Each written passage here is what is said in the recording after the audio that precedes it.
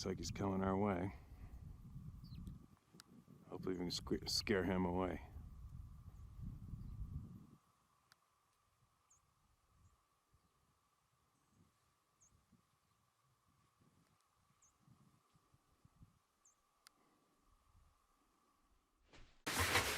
Get to have a pause.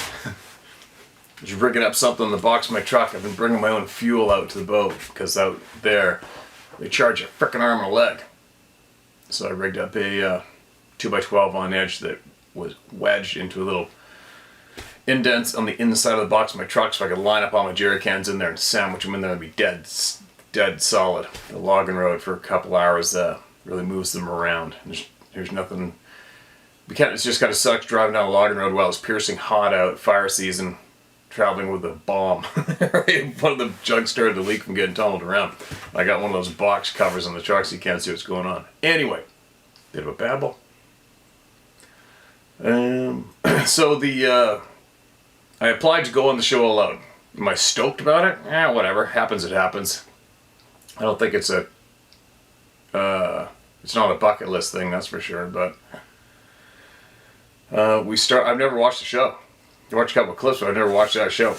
So we started to look at it this morning, and we read a few of your comments on the video from last night, or this morning. We read some of your comments, too.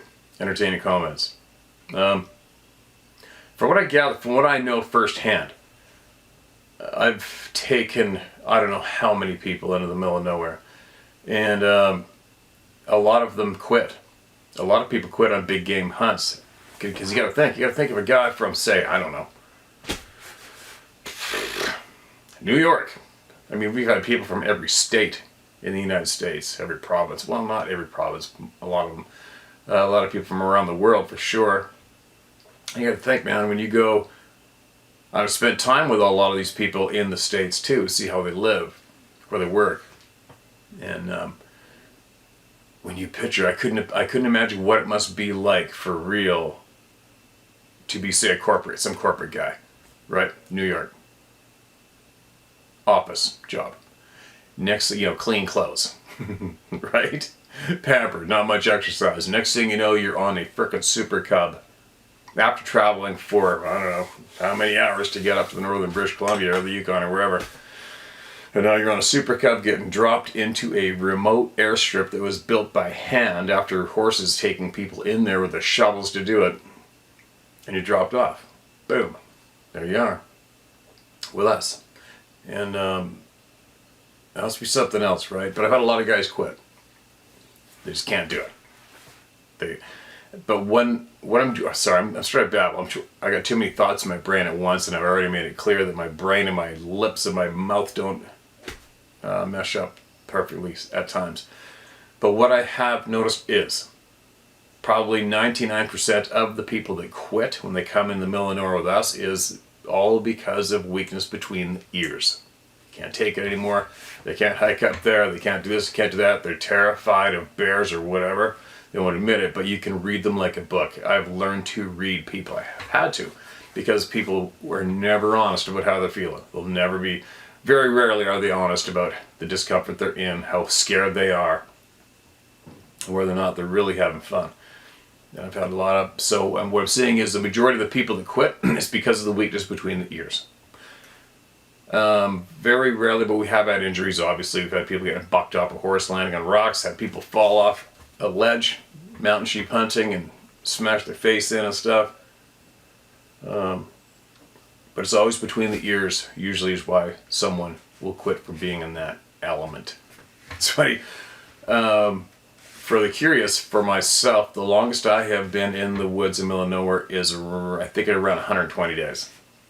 We got food, obviously, got shelter, but it's not too much different than the show alone. I mean, I'm watching those clips this morning. Those guys have made cabins, made shelters. Nothing spectacular there or challenging there, really. I mean, if you got forest, you got shelter. And it's just can you stay alone? Can you be by yourself? I can be by myself forever. It doesn't bother me the slightest. But 120 days is the longest I've gone. And on a single, I think one of the toughest things I ever did was 3 weeks and I believe around 150 miles on foot with myself, guiding a hunter. And a friend of mine, very A-type, from the deep south, not from the mountains. And we went through frickin' hell. So weather's the worst part. We went through the weather where we were, north, central, a little on the more western side of the province, and the weather was unbelievable. I think we lost, what did we lose, 10 days to weather or something like that. And my friend finally quit. We went, the hikes were frickin' unbelievable. And all you got is your backpack and your freeze-dried dog shit for food. And we get dropped off in a remote lake and given a bit of a description of a place we're trying to get to from the outfitter. And hike straight up a mountain through willow with no real trails. Then right up into those rocky peaks and over down a pass down to the very bottom of the next one through creeks, over snowbanks, glaciers. Only to find out we went to the wrong draw. And then we got to double back a few miles through hell. And we almost made it to this one spot. Excuse me. This is week 3. And it started snowing. Excuse me, and snowing and dumping. We got individual small tents. And finally the snow dropped about 2 feet, I think. 2 feet of snow dropped overnight and caved in my partner's tent. And he thought it was a grizzly bear. And that was the camel, that was the straw that broke the camel's back with him. He snapped. So that's it. I'm done. Out of here. Like, oh shit, because there's the mountain right there. And coincidentally, that mountain right there is the one that I went to. Last year, the year before, I took you guys with me. It was almost like a bit of a mission because I can't stand losing. I'm not competitive with other human beings, but I can't stand losing to myself. I can't. They are not words I allow. Right? And I always can try to encourage others to never say I can't, ever. And I needed to get that one back from that destination goal, and I got it back. And I made it there. And that's probably where I'm going to go again, maybe, this year. But anyway, I guess what I'm saying is for my history of being in discomfort is not a big deal to me. The time away, it's no problem at all. I think the only thing that would, and I was looking at, you have an item list they have to get on that show. They have these saws, axes, fire starter, bows, fishing gear. I mean, come on. That pretty well basically says it right there. It isn't going to be about food or shelter. It's going to be about what's going on between your ears, if you're going to go bonkers or not. So, yeah, there you go. That's my history with being in the middle of nowhere. But it's different. It's different with what we do compared to, say, a show. What would I do? I'd focus on. See, when we're guiding, we are physically driving ourselves every day, all day. Huge hikes, big horseback rides for main camp, and then huge hikes or backpacking. Huge hikes, making camp on the side of a slope, on a mountain, in the rain, in the snow, in the fog. Trying to stay dry. Where meanwhile, and you're pounding out the calories, right? You're just gobbling them up. But meanwhile, what I observed with the show clips on that survival show, I guess it's called, we refer to this morning, was you're not really burning out too many calories compared to what I'm normally used to doing. There's all sorts of things that I would do that would make it smooth. So why don't we do that? I'll share with you guys what I would do with my knowledge right now. It doesn't matter about the TV show. Let's just say you're stuck, plane crash, whatever. If I had snare cable, the first thing I would do is get snares out. That'd be the very first thing I did. Snares out, obviously shelter. A snare will kill anything. I would say if you could have something in your emergency kit, it would be a wolf snare. Steel cable snare. Those snares will kill every single animal you can come up with. Easily, efficiently, and very quickly. Seconds. You kill a moose with a snare. So right there, that would cut down on your calorie gobbling. Get the snares out, get your shelter done is what I would do. Okay, now you're allowed a bow and arrows. I saw that those guys were hunting and killing stuff. Piece of cake. So I would go far away from camp to do my hunting. moose, deer, whatever it is, you want to harvest your game away from your camp. Take the meat you need from it, bring it back, hang it up. Hang it up a little ways away from camp. But that kill site is going to be the number one attractor for grizzly bears. You want them over there. So, what else would I do? Build a shelter. Keep yourself entertained. Once you got your minimal shelter made to keep yourself entertained, I think I'd start building an elaborate frickin' accommodation. That would help your mind stay strong. And then just carry on. Hunting, creating, hiking, going and seeing things, staying dry. One thing that your number one enemy is getting wet. If you get wet, you're screwed. And I understand there's a handful of those people who are alone on Vancouver Island. Now keep in mind, in British Columbia, especially the closer to the coast, it has rained for 2 months straight. 2 months straight. Like last year it rained for a month straight. That's every single day raining. What are you gonna do? Right? That would be challenging if you got wet. If you got wet, you are screwed. Funny thing too is when your feet get wet, when you're in the middle of nowhere, when your feet get wet, the rest of your body loses it. Everything follows your feet. It's really bizarre. Your feet get wet, you get the chill from hell going through your whole soul. Your feet get frozen, you get frozen. In the same temperature. Your feet are toasty, you're toasty. Bizarre, right? But you gotta take care of your feet. Gotta take care of your feet. You cannot get your boots wet. Very bad. But anyway, I guess that's a little bit of a short babble. But that's my history in being in the middle of nowhere. And doesn't matter who I've guided for, I was always the one complaining. It came to an end at the end of the season. It's like, oh man, it's over. Damn it. So, yeah, I think if I ever was stuck in a situation like that, being in a contest like that, it would be either screwing up with a big predator and getting injured or killed, or breaking a limb. I can't see any other reason to want to go home, to want to get out of there myself. Ravens, hope they're not eating a chicken. We got a bunch of baby chickens out there. They were hatched naturally in the coop from the hens. But anyway, alright, I'm babbling. I'm all over the map. I've got a bunch of things to do today to get ready to go. And I'm going to get more voices heard here. I'll keep you guys posted if those people get back to me. They probably won't. Who knows?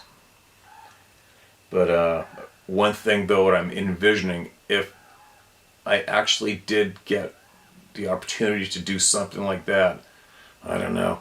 The thing that would bother me is missing out on life that I have hammered out here. If I would do it. So if it, obviously it's probably going to cross over hunting season. For me, is that worth $1 million to miss out on a season of what I normally do, running around the woods in the mountains of British Columbia? That's a tough one. That'd be a tough decision for me, because we are all losing time every single day. Once you lose that time, you'll never get it back. So that would be the one big challenge for me, would be to really think about it. Is it worth a few months of discomfort for some money compared to losing a few months of what I absolutely love to do with my time here? Meaning, especially during the fall, would I donate a fall for money? $1 million. Honest to God, that's a tough one. I'm not sure yet. We'll see if that decision ever comes and hits my lap. We'll see, and I'll show you guys. I'll videotape making that decision and share everything with you guys. Now, here we go. Who do we got? A little bit of interruption there. Had to whip to town and back. I think some of these are recent. Let's listen to this. Hello from Kurdistan, Iraq. We're reaching out, aren't we? Hi, Steve. Although not Sasquatch related, I understand you have experienced a near fatal occurrence a few times. An interesting event changed my mind forever. Death is not the end. I want to share with you something I cannot explain, but it happened clear as day. Firstly, I'm an atheist, former EMT from years ago who has witnessed a lot of death and suffering. Currently, I am a HSE and security manager in Kurdistan, Iraq. Wow. While I lived in Saudi, working for Aramco, I used to trek into the desert by myself, treasure hunting with a metal detector. Wow, that'd be crazy. Finding many ancient coins from the Bronze Age. Wow. After airing down my tires, heading across the dunes, I spotted a wind-blown area of ground. I drove down and parked to have a look for broken pottery shards, the key indicator. As I was walking around, it was quite windy, but directly behind me, I clearly heard a young girl's voice. About 12 to 15 words, but not Arabic or English, some language I've never heard. Thinking some Bedouin was camped on the backside of the nearest dune and the wind carried the voice, I grabbed my binoculars and started up the dune. As soon as I got to the top, I was alone for 20 kilometers around me. All the hair on my neck stood straight up. No doubt. Not in fear, but the unknown. It was right then that I realized the clearing over from this one was a location where I lost a large, deep target over 2 years previously. I did not have a GPS then. Was this spirit, or whatever the hell it was, telling me I'd found the spot? I have no idea. But I was truly a believer of the afterlife. There is something we still do not understand, but I know for a fact after this, our energy remains. Now, this area has thousands of burial mounds and was the oldest ancient oasis on Earth, called Al-Hofaf Oasis, or Al-Hassa. It was the primary supply of food and fresh water from the coast 60 kilometers away. Sadly, I cannot locate the target, as sand had covered the exact spot. Shit, it was something big but deep. And years previously, after digging for 2 hours in soft sand and plus 52 degrees Celsius weather, I gave up. It was lost. From that time, I knew death is not final. There was no mistaking what occurred that morning, and I was amazed. I spent the night camped out there, but had no further contact. Just wanted to share. Thanks for your great vids. I like the straight shooter, no bullshit type of people. All the best. P.S. I chuckled when I heard about your near-death experience. I had similar. Laying in an emergency room, I just started laughing at my predicament, thinking, really? This is how my story ends? I must do more. Alright, well, there you go. That was short, interesting, coming from over there. Wow. And metal detecting. I wonder how, I'm surprised they let the locals let you do that. Right? I'm surprised you're, and we don't know much, I don't know much about over there. All I know is what I have seen in the news in the past. It doesn't seem like the safest place for North American at times, but I'm not very educated on the geography and the current political attitudes over there. Sounds interesting, man. You've got some stories, no doubt. I'd like to hear more. Alright, what's this one? Mark this as read. Retired Shrink Weighs In is the title of this email. Occam's razor. All things being equal, the simplest explanation tends to be the right one. What if we are complicating this too much? Giving the evil too much attention / credit, ultimately power. What do all these categories of things have in common? Cryptids, black-eyed children / adults, and all the specters and types of encounters. Black-eyed children, I think that's kind of new here. ETs, the vast majority of them are negative, or at least neutral. Some horribly so. Even the positive ones can be done simply to cloud the issue, and very few can honestly be said to improve the contactee's life. There are a few stories of people being helped, but they are by far the minority. Maybe there are exceptions, I don't know. Just spitballing here. But it seems to me that if we apply Occam's razor, then you are looking at good versus evil. OCCAMS, razor. What do we know that is evil and can impersonate anyone or anything, can masquerade as a being of light, and usually needs permission to involve themselves, itself, with a person? Demons. They can and have been known to do all of these things and more. They respond to the name of Jesus. You keep asking, quote, why are we being lied to? End quote. Who's in power? You keep calling them evil, soulless bastards, among other things. Then these creatures would be their allies, sowing confusion and distraction and drama all over the place, sucking people dry, costing their lives in some cases. Most religious traditions believe a battle is coming, and the Bible outlines this thoroughly. All the world will pare down to two sides, good versus evil, according to many spiritual people. The pairing is already well along the way to being complete. The time for fence sitting is done. You've mentioned many times if they wanted to take over the world without losing much of their own blood, all they would have to do would be to get us fighting amongst ourselves, and we would do the work for them. That brilliant clip where you pretended to be two of them, talking and laughing about getting us fighting over the number of genders there are? Well, what if these are their shock troops, positioning themselves for the big battle? That piece, chapter 13 of Isaiah, that the one listener sent in the other day and you read, seemed to lay out that very thing. Are they here before the main event to stir up more trouble and chaos? Probably. That is what demons do. You said yourself the numbers of sightings/encounters is increasing. I don't think I said that myself. Somebody said it here. All I said is I do believe that it seems there are more sightings because of the internet and our reach, and we can now talk to each other. But I've never said that it's increasing myself.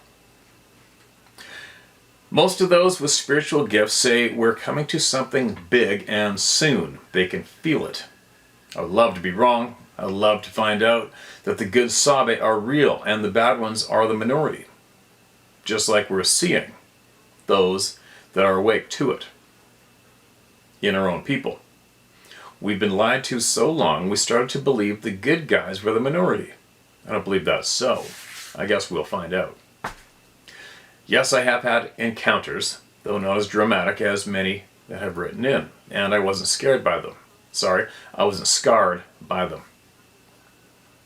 And it hasn't kept me out of the woods. My failing health has done that. Maybe I'll write about them sometime.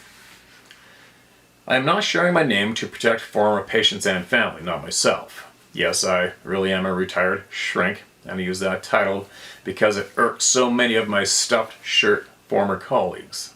And no, I never told any client that shared supernatural encounters with me that they were crazy. Nor did I ever share them. I once protected a child the school wanted to force medicate because she saw things. Oh, hold on a minute. It turned out she had medicine woman gifts, and that was very rare for a woman in that particular tribe. We found her a teacher and got her out of the public school system. Oh, happy dance. Today, many years later, she is a healthy and productive member of her community and an accomplished healer. Yeah, how many of those potential solid frickin' assets to any community got trashed because of the... Alright, I'll bite my lip. Thank you for what you're doing. It is far more important than you realize, in my humble opinion, Steve. While I don't agree with you on everything, whoever said we had to, by the way, I both like and respect you. Keep up the good fight. Don't needlessly stick your neck out. Pray. You'll be guided to when, how, and where to act when it's time. And trust me, there will be a time. God bless you and Sarah and all your loved ones, both 2- and 4-legged, and may our beloved God and Father, Son of the Holy Spirit, shield, protect, defend, and guide you all the days of your life. In Jesus' most holy name. All right. Appreciate your email and the kind words and the words of encouragement. What do you mean you don't agree with me with everything? That means I have to block you, right? Said no properly firing mind ever. Appreciate your email. Emails back anytime. You got something that's going to help the people here, alright? Email back anytime. Alright, what else do we got? This one is titled Long Overdue. Alright, it's probably going to be from a fence sitter. Hello, Steve.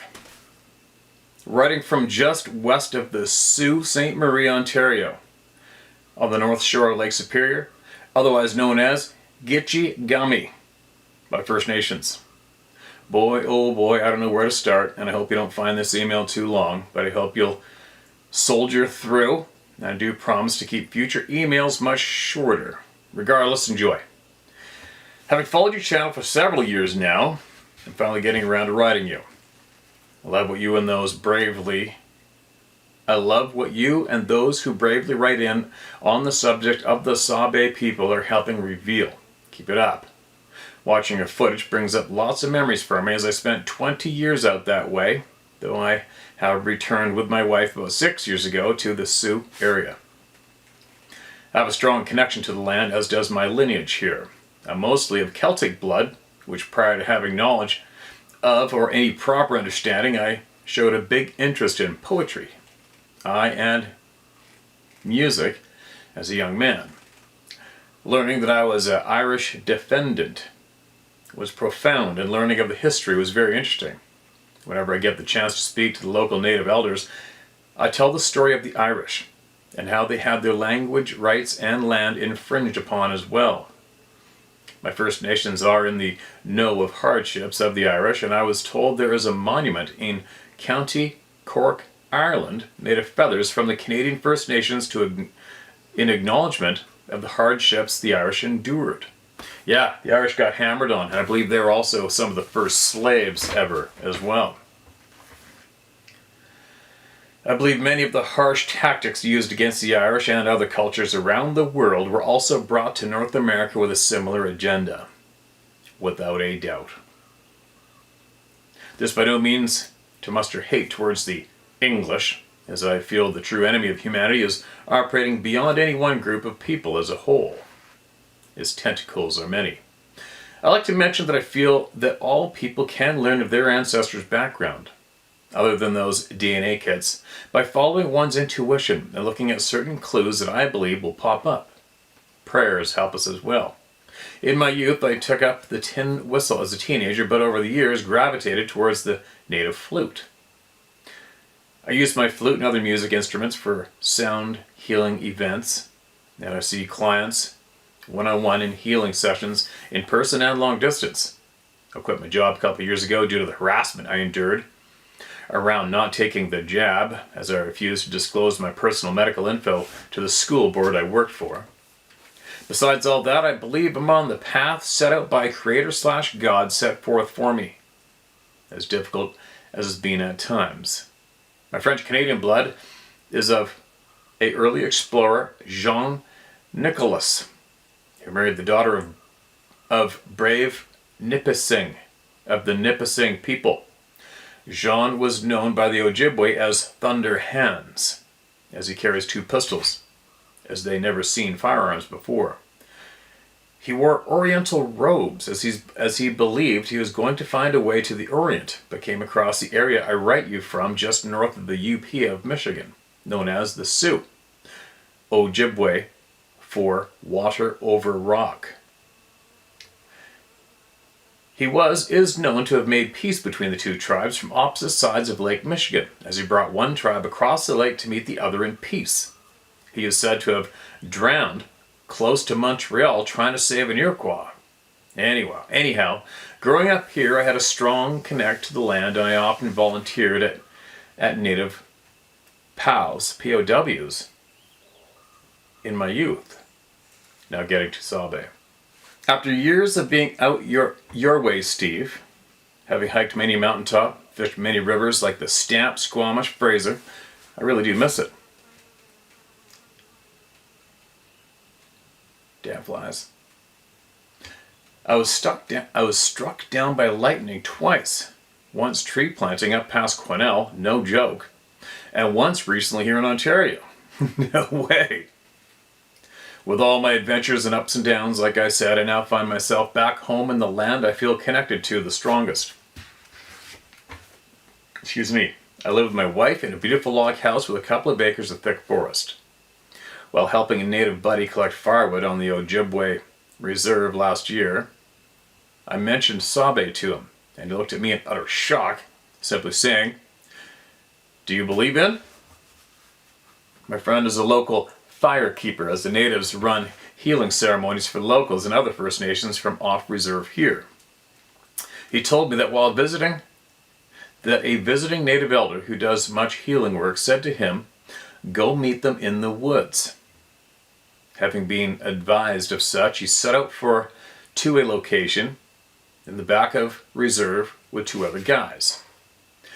There were two cabins at the destination, and while having a smoke on the back deck on his own, he said he heard a voice, separate than his own, in his head, clearly say, "Get the fearful one away from here."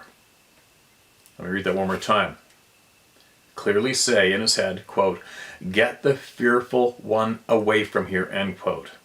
As one of his chums was very nervous for some reason being in the woods. He asked the guy to go hang out in the cabin further away. He did so, and my friend returned to the spot. He heard the mind speak. It was dark at night, and after a few moments he spotted two pairs of eyes glowing at him in the woods. The voice returned and said, "You're not like the others. You're not scared of us." He said back in his mind, "No, I'm not. Can you show yourself to me?" He said that replied, "Now is not yet the time for that." The way he told me the stories with a serious, no BS tone. No way do I feel he would make this up. Besides, I know he takes his obligations and cultural ways very serious and lives a pure lifestyle as I do myself. This leads to my final story for today. Recently, an ex-cop from Southern Ontario who hunts moose up this way wrote to you, Steve, about the very area I've been doing my bird hunts over the last few years, where he claimed to have seen a sabe. One fall day 2 years ago in the same region, I was in a real good mood and set out for a hunt for the day. I had my grandpa's .22 Winchester, and I'd done a series of prayers and energy clearings over myself. I was north of the Sioux, just past Northland Lake off Ranger Lake Road at Stony Creek. I wasn't very far in, maybe a kilometer, when I heard wood knocks. At first I thought nothing of it, and then I froze in my tracks thinking, this must be what I've heard of Sabe doing. I felt that the knocks were for sure meant to get my attention, as there were many at first, but not in the same tone as the woodpecker at all, so that was ruled out. I scrambled to find a couple of rocks to bang together. I did so hurriedly and immediately felt embarrassed that the energy I conveyed was of a hurried, nervous energy. What a poor way to represent myself, I thought. There was a long pause, and I heard a single return knock, to which I returned a single knock. Again a long pause, then a return knock. My heart started beating out of my chest, as I was in the realization, with nobody else around, I was in communication with a sabe. I just felt it in my soul. We went back and forth for a short time longer. I decided to continue on my walk. It was a beautiful fall day. Hours later, and at which point I had forgotten the earlier incident, I saw that I was nearing the area once again where I had heard the knocks. As I was passing through, I suddenly had a loud owl call blast into my left ear. I looked up into the leafless trees, and I didn't see an owl at all.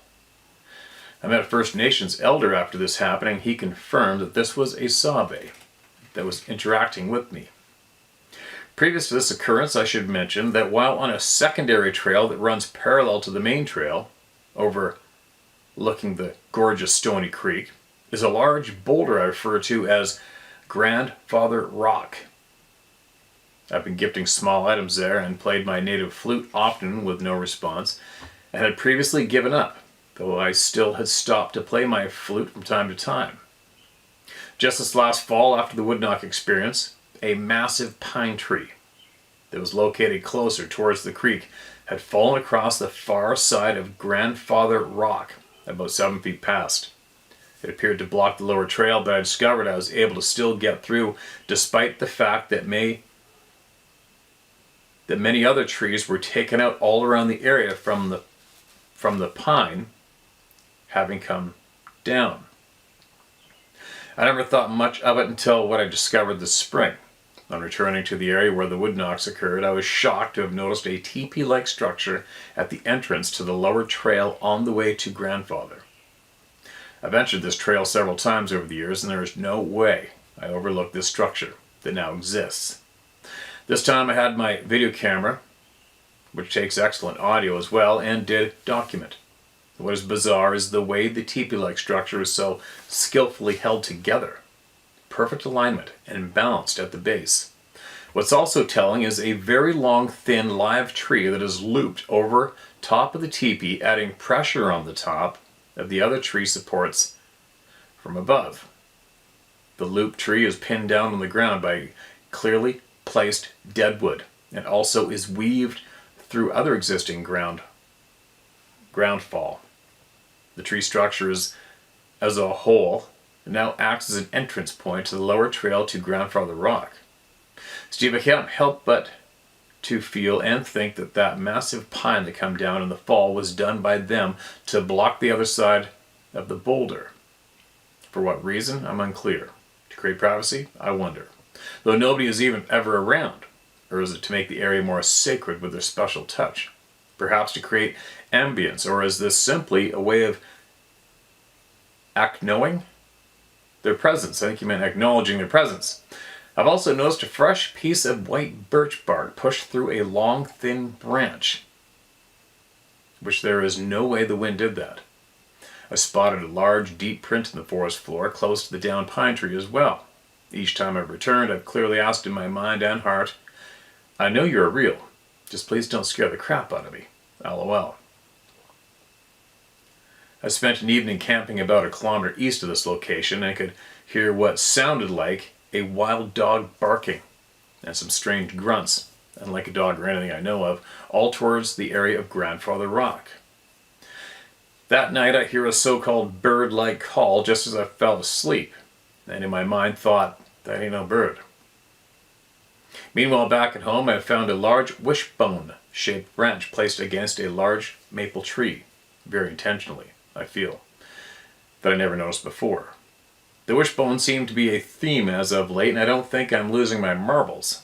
Recently I noticed a very peculiar branch shaped like an S for Sean, I feel, positioned elegantly on a limb, with a wishbone twig dangling over top.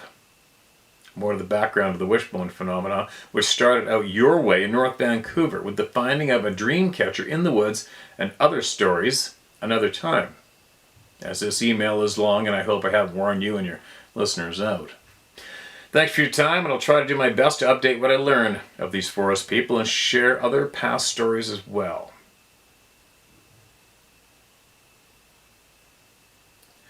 If any of your listeners are interested in learning more of my services, they can email me. Okay, I don't know what you're doing. All right, sorry, man. All right, Sean, appreciate it. Sounds like you picked up on the clues. Clues we've already had slapped in our faces a million times, too, by the way. Not that I don't mean that to be demeaning in any way. I'm just saying there's nothing new going on there that you're seeing and experiencing, right? With a shit pile of people. The mind speak, that's something I haven't experienced, and I know I potentially may have the opportunity if I can ever get time to travel down the States and go investigate it for myself. We'll see. Let me get this one more read, alright? If you learn anything, Sean, that you believe we haven't learned here yet and it could help the people here, share away, alright? Share away. Be careful. Be careful what you ask for out there. One more. This one's titled Returning for the Migration. Hey Steve, hope this email finds you, the family, and the farm well. Can't thank you enough for the information that you have shared with all of us in the round table, and everyone that has written in should know how much we appreciate their contribution. Thank you for the kind words, man. Glasses are bent. Now for my 2 cents. I live in Northwest Florida, the Panhandle. I have lived in Northwest Florida, the Panhandle, Lower Alabama, beautiful beaches and bayous, not humid pine forests and swamps. I have a friend that lives on a small farm about an hour north of Panama City. He's a bladesmith and keeps strange hours. He's up all night to take advantage of cooler temps so he can be around the forge. Across from his place is a large field, hundreds of acres with about 150 head of cattle, which is bordered by the Choctawhatchee River. Had to throw that in for shits and giggles. As he was shutting everything down and returning to his place, he began to hear howls and started to record. He called the next day. This is around the first week of July 2022. My roommate and I immediately tried to figure out when we could get out there next, and within a week we were there. Now, I'm 52 and my roommate is 23. Just a college kid renting a room, but we both have the Bigfoot bug and we've dove down some rabbit holes that have left us even more confused and amazed. Back to the point. We arrived at the farm and no one was at the property. They had gone on vacation while their house was being built. A small 2-bedroom black house with a metal roof, just the shell, is what was present. My friend's small shop and a carport was behind the house being built. I'm telling you all this because we needed power for all the equipment my millennial roommate had brought, camera, mic, and we were sorting through all the drop cords that were laying around due to construction. After finding a usable cord, I wanted to walk around the house and show him a few things, particularly the nasty pit bull across the dirt road in the neighbor's yard. As we turned around to walk back to where he had set up the equipment, the most visceral sound hit my body and ears. My best description is the sound male lion/tigers make, the deep guttural snarl growl. It vibrated my clothes and my body. I clearly remember looking at my roommate and saying, "Did you feel that?" We both had headlamps on and scoured the immediate area. I felt like the growl came from only feet away. Was the saw-bay cloaked and nearby, or was it infrasound that was projecting at us? Or was it a gator? As critics of my story have pointed out. However, we were miles from the swamp and rivers and there was no sign of one. And hold on, it gets better. My roommate remembers the whole incident completely differently. He heard the growl but says it happened at a different time and place on the property. Of course, the incident wasn't recorded because we had just set up the equipment and plugged it in, and I was just showing him around. The part that I can't come to grips with is, which one of us is right? Was I somewhere he wasn't? So, it's now been a year and we are going back out to the farm to see if anything might happen again. I know a lot of y'all don't approve of the search, but my quest to know more fuels my curiosity, and yeah, I know about the cat.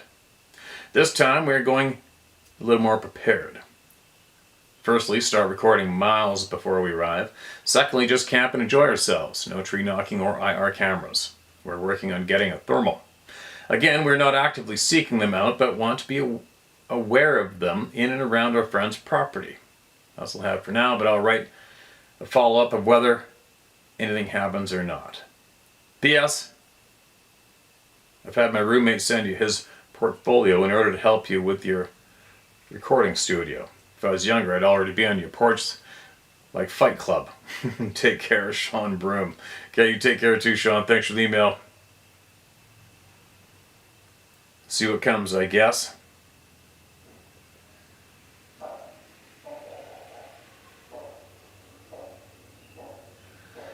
Dogs barking, neighbors cutting the lawn, kids on quads. Pretty active here during the daytime when there's no school. Anyways, I gotta get going. I gotta pack my stuff and get ready to go. Coincidentally, I'm charging all of my camera equipment and batteries out on the shop too. I gotta get all my stuff together. It's funny, when I had a few minutes out while this video started, then I had to leave.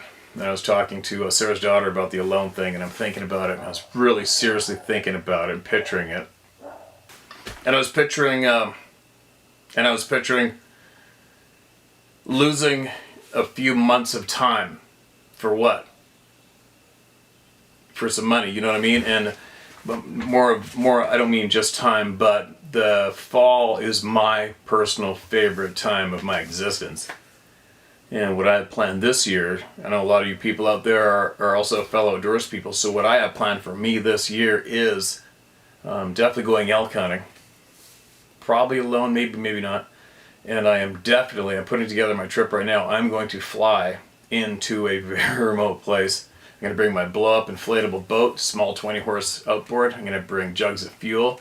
I'm going to hire a big beaver float plane to jam it packed with all my shit, fuel, small generator. I'm going to bring the Skylink. I'm going to bring all my crap, my backpack stuff for going up way up in the mountains after sheep. And I'm going to go for the trip of what could be considered the trip of a lifetime for somebody. And I'm trying to picture if somebody said to me, hey man, you got to miss the whole fall. How much would it cost for you to miss this whole fall, all your plans and all your life? $1 million to do it? And I'm thinking about it from that angle. I'm like, ooh, what if this is the last time I can do this? What if I get in a car accident this year and I can't do this ever again? What if this is my last? What if I die this coming up year? You know what I mean? I think a lot. I think about things and decisions that way a lot lately. It's like, what if I die? You know, when Sarah and I traveled to Southeast Asia last winter, and it was becoming very difficult to find a way there. And I said, there's no way we're not going. What if we're dead next year? If we die next year and we don't get to go and experience this again and we love to do, I'm going to be really pissed off. So I make sure I do what we love to do while alive. And I don't think, let's just say that show said, hey man, you want to come out and be on the show? You're going to be gone for the whole fall of whatever. And I'd really have to do some heavy thinking about that and why I would be doing the show, because I don't need to prove to myself that I could do it. I already know I can do it. My whole life's been doing it, right? So why would I do that? Do I want to be in front of a lens on television? No, that's not a factor for sure. I don't know. The challenge? I like to challenge myself, but I don't know. I mean, I've already done that. There's no way I wouldn't thrive. There's no way. $1 million? That could be handy, I guess. But the bills are paid, and I'm not the guy that needs a Rolex or a private box at some stadium somewhere. I don't give a shit. We got food, and the bills are paid. So I don't know. We'll see. It'll be some serious thinking. Let's just put it this way. It'd be some serious thinking if it came down to it and I got the call. Hey, you want to come? I'd be like, when is it? And if they said, oh, probably September, October, November, then I'd be like, let me think about this. Right? Let me think about this. We'll see. It's a funny topic to talk about anyway, right? So, here we go. Next time you see my ugly mug will be somewhere remote. Maybe on the water, maybe not.